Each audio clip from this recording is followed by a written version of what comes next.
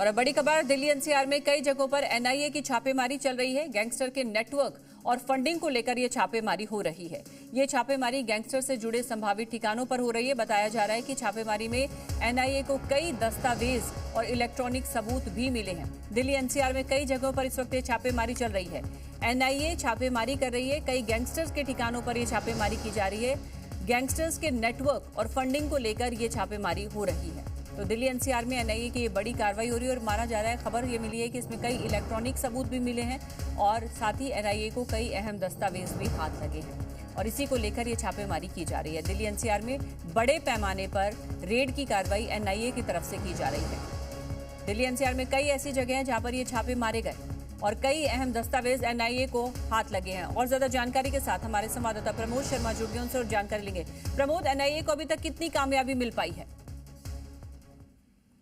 देखिए, एनआईए ने terror gangster network को लेकर आज दिल्ली समेत एनसीआर में कई जगहों पर रेड की है और ये रेड खासकर दिल्ली, गुरुग्राम, फरीदाबाद, सोनीपत, करनाल और पंजाब के कुछ इलाके हैं, वहाँ पे रेड की है। कुछ इनपुट जो है एनआईए को मिला था कि जिस तरीके से फायरिंग जो दिल्ली में हो रही है या फिर एक्सटॉर्शन या फिर जो पंजाब के चंडीगढ़ में भी 2 ब्लास्ट हुए थे, उसको लेकर कुछ एम्यूनिशन और जो ये गैंगस्टर हैं टेररिस्ट के साथ कॉन्ट्रैक्ट कर जो है काफी ज्यादा एक्टिव है, तो उसको लेकर ये रेड्स की गई है।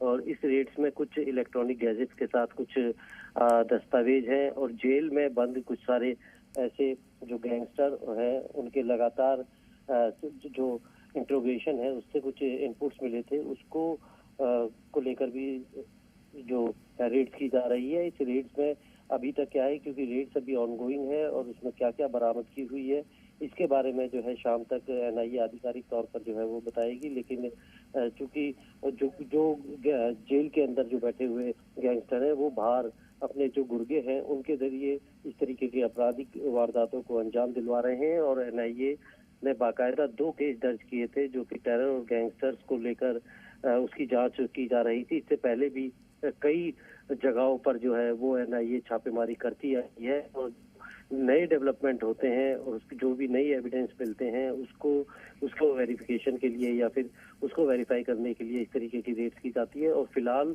जिस तरीके के हथियारों का इस्तेमाल किया जा रहा था, ताबड़तोड़ जो कार्ट्रिजेस आ रहे थे और उसका जो नेक्सस है वो जेल और विदेश में बैठे हुए जो गैंगस्टर हैं, कुछ टेररिस्ट हैं, इसमें हर्ष टल्ला या फिर बाकी जो लोग हैं, गोल्डी बरार, इन सब से को लेकर जो है वो ये रेड्स की जा रही है। क्योंकि चंडीगढ़ में जो 2 ब्लास्ट हुए थे क्लब के बाहर, उसकी जिम्मेदारी भी गोल्डी बरार और रोहित गोदारा ने ली थी।